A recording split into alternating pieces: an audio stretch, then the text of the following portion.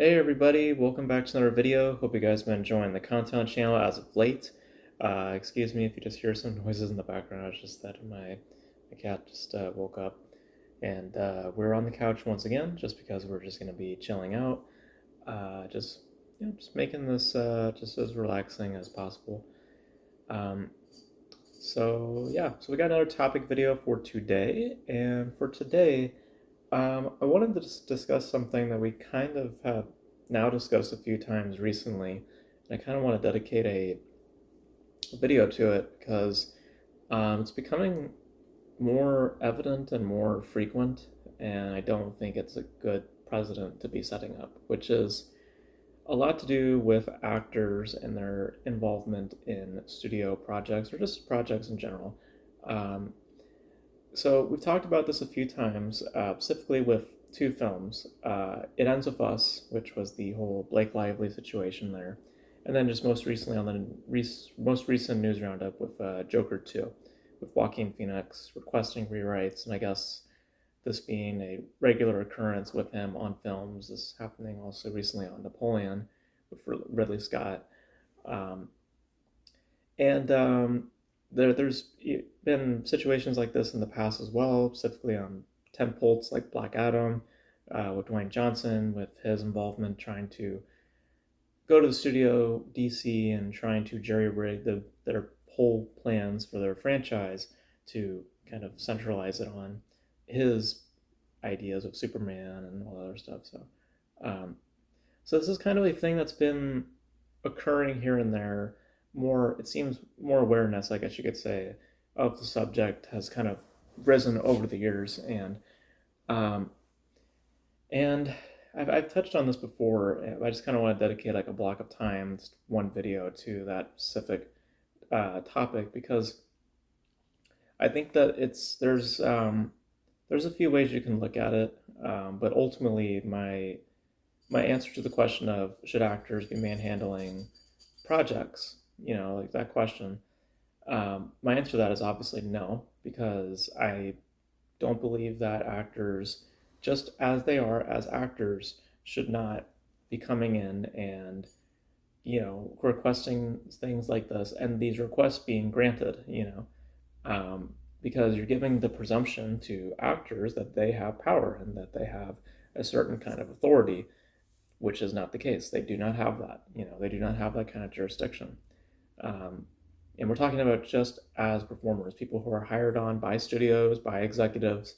You know, they don't have their own production company. They're not producers. We're just talking about those kinds of people.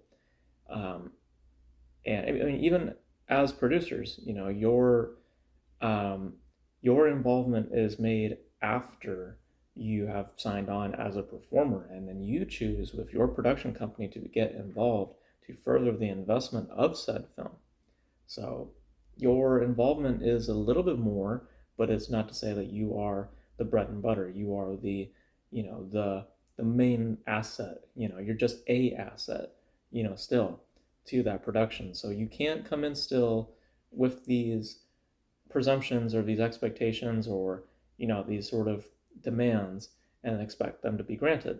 That's not how these things should be run, but it seems like it's kind of steering in that way because of the intimidation factor that I mentioned with Joaquin Phoenix. It's just they it's the fact of these names being high profile, big names, or in the case of that Joker thing, people, directors just think chalk it up to it's an artistic style. Oh well, it's just the way that we're managing it.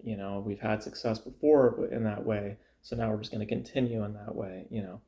So, but on the subject of it, just you know, actors as they are, whether they're involved in the production or not as producers, they should not be coming in like this. They really shouldn't be doing this because unless it's a situation like Joaquin Phoenix, for example, in the Todd Haynes film, the film that he just walked away from not too long ago, um, like there's there's all the reason why Joaquin, or all the understanding why Joaquin would walk away, or if in that scenario should have more say because he is the one who brought that project to a studio and then Todd Haynes got involved in it. It's not the opposite of that, where Joaquin got involved in a production that Todd Haynes himself built from the ground up, or the studio themselves have integrated or built from the ground up, and they are hiring on elements to be their creative, outlet or the creative team behind it. That's because that's different. And most times that it is the latter. It is studios or just filmmakers on their own crafting these ideas or making these pitches or these concepts, and then just going out and getting assets and elements to make that subject or that concept alive, giving it resonance, and to put out a product. They have the idea, and then they go hire up people to make it for them, essentially. In that respect, you know, it's even if you get yourself involved as a producer, your involvement is still limited. Okay, so you're not a part of the creative process. The part that you are involved in the creative process is the part of which is active production, when everything has been agreed upon, when the studios and the executives and the director, all that has been agreed upon. They know what's being written, they know what's going to be going on, they send in the dailies, they have a certain expectation, they staying on budget. Like, these are all things that go into pre-production and go into involvements, heavy involvements as the filmmakers and certain executives and all that stuff. I mean, most times producers are just hand of money and leave, or just kind of just have their money on the table, but basically they're just that investors, but they don't like really, partake in the production as much because they're just busy doing their own things, or they're just not wanting to contribute in that way, but just financially, that is. Um, but but but um, ultimately though, like the entities that or the people that are integral to pre-production are the studio, the people, the executives who are going to participate and be active on set, the filmmaker, the person who is the main creative, um, and the writers. I mean, those are your main components in pre-production, because and then of course you have your other members involved. You have your people who create concept art and other things to give an illustration of how the production is going to literally look. The actors come and become a factor once all that is kind of set in stone, or at least an idea has kind of been established and agreed upon by the studio. Then they go ahead and start hiring actors. So at that point, the actor's involvement is based on their vision. It's based on their process, it's based on their agreements. It's not based on what the actor wants. Okay? So when the actor comes in and says, "Hey, I want to change these things up," the actor, look, like I said before about the Blake Lively thing, like if you're a producer, sure, you have a little bit of say on this. Okay, yes, you can come in and make a few adjustments if you want to make some suggestions. That's what I meant to say. You can come in and make some suggestions if you want to, but don't expect your request to be granted all the time. Okay, because your involvement in this process is not as critical, is not as integral, and you were not there at the beginning of this process. You were brought on as the performer, and you, with your privilege and power, were able to get your production company involved. And the reason for that is because actors presume in doing so that they'll have much more creative control over their projects. And to some extent, that's true, but they should not be the main head of the production. The whole movie should not be revolving around the actor. Okay, just because you come in and involve your own production company does not mean that you are now the head. You are now the the main source of all this, and you should be, you know, changing and switching things about just because of your feelings. No, that's not how this should be working at all. You involve yourself in that way, but at the same breath, you are not a main asset because of just what I laid out. You weren't there at pre-production unless you brought this idea to the studio, right? Or you were there at the beginning of all this. you don't have that much of a say. You don't have that type of power, or you shouldn't really have that type of power. And actors should not come in expecting that, I mean, because let's also be frank. I mean, the reason why actors also most times become producers is because they get more money out of it. I mean, that's just the blatant, thing about the whole thing. I mean, it's not just a creative thing. It's also because they get more money. They get chances for other things like back end deals. All these other things start to become factors to where they can be more financially secure, you know, um, and also get more chances to make money, you know. So, so, but it's like I take an issue with actors when they just presume that just because they involve themselves within a certain capacity that now the whole production is now theirs, or that they now are like the king or queen of it. It's like you're not, okay. You're still a servant to someone's vision. I mean, that's what it is. You are a servant to someone else's vision, okay, unless you're like in the case of Joaquin Phoenix with the Todd Haynes thing.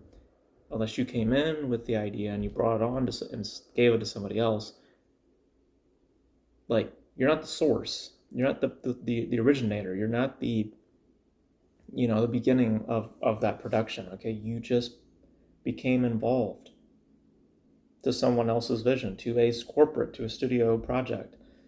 So you can't come in and enact or try to flex your fame or whatever. Like that's what it seems like the most times what these actors are trying to do. It's like, oh well, I'm who I am, and therefore I should be given more of a say. I mean, that's the unfortunate thing that happened with It Ends With Us, because Blake Lively, just kind of flexed her star power or what have you, and her husband getting involved in that, and just kind of again, the intimidation factor with that.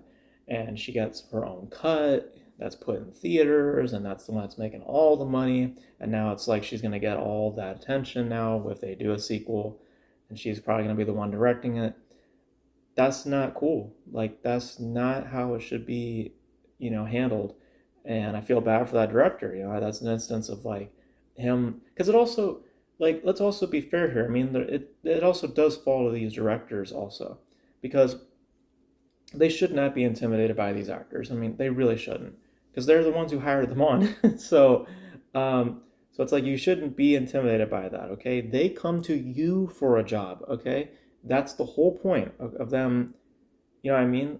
Like they are coming in for a job, getting a job to get paid and all that sort of stuff. Okay, so I mean, like you shouldn't be intimidated by that. You're their boss. Okay, so if they're getting out of line, if they're trying to make it so that they wanted to make their own movie, you need to set the boundaries. You need to be able to tell these actors, look, I appreciate what you're bringing on set, but you have to remember who's in charge here.